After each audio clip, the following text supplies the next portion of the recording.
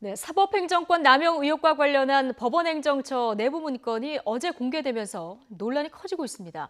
자, 외부에서는 검찰 수사를 촉구하는 목소리가 높아지는 가운데 법원 내부에서는 지금 중견 법관들을 중심으로 신중론이 제기되면서 의견이 엇갈리고 있는 이런 상황입니다. 취재 기자 연결해서 좀 더 자세한 내용 들어보겠습니다. 신지원 기자 나와 있습니까? 네, 서울중앙지방법원입니다. 예, 자, 상고법원 도입을 위해서 대법원이 어떤 일을 했느냐. 자, 의혹의 이것이 중심이었는데요. 이번 문서 공개로 새롭게 드러난 부분이 있습니까? 네, 이번에 공개된 문서에서는 상고법원을 도입하기 위해 대법원이 청와대의 뜻을 반영하려던 정황이 여럿 확인됐습니다. 무엇보다 상고법원 판사에 대한 지명권을 청와대에 제공할 수 있도록 협상안을 모색했다는 부분이 눈에 띕니다. 일반 법관 임명은 대법원장만이 할 수 있는데 일부 제도를 개선하고 청와대 비공식 접촉을 통해 사실상 법관 인사에 대통령의 의중을 반영할 방법을 모색한 겁니다. 또 상고법원 도입에 실패할 경우 진보 법관들이 대법원에 진출할 수 있다며 청와대에 우려를 전하기도 했습니다. 그러면서 내부적으로는 상고법원 도입에 반대하는 판사들에 대해 별도 동향을 파악하고 설득 방안을 마련한 것으로 드러났습니다. 이 밖에 정치적으로 민감한 사안에 대해 구속영장 발부 여부를 협상 카드로 사용했다고 의심할 만한 정황이 드러나기도 했습니다.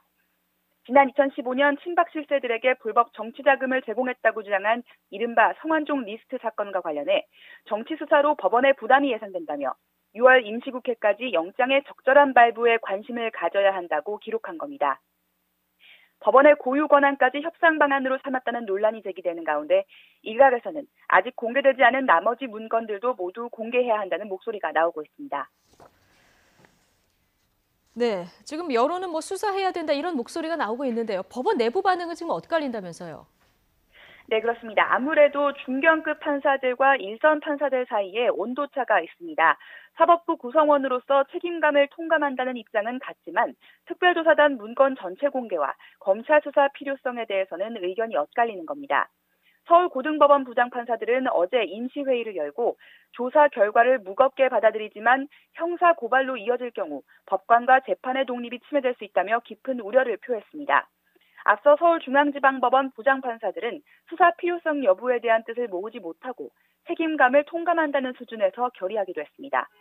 반면 단독 배석 판사들은 지난 1일부터 전국 각지에서 임시회의를 열고 검찰 수사를 촉구하는 한편 의혹을 둘러싼 문서 전체를 공개해야 한다고 결의했습니다.